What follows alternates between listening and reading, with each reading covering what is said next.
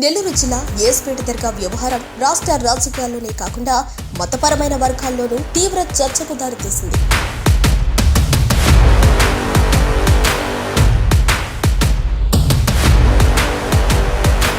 ఈ అంశంపై ఆంధ్రప్రదేశ్ ఉప ముఖ్యమంత్రి పవన్ కళ్యాణ్ స్వయంగా స్పందించడం ఇప్పుడు ప్రాధాన్యత సంతరించుకుంది.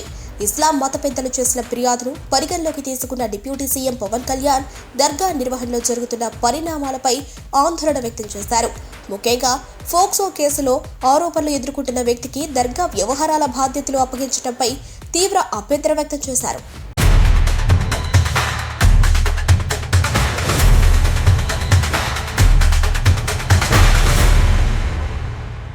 మతపరమైన పవిత్ర స్థలాల నిర్వహణలో విశ్వసనీయత, పారదర్శకత, నైతిక విలువలు అత్యంత ముఖ్యమని పవన్ కళ్యాణ్ స్పష్టం చేశారు.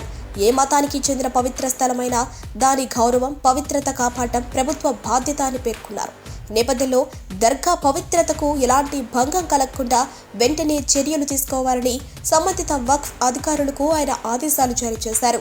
ఫిర్యాదులో పేర్కొన్న అంశాలను సమగ్రంగా పరిశీలించి నిబంధనల ప్రకారం తగిన చర్యలు తీసుకోవాలని సూచించారు.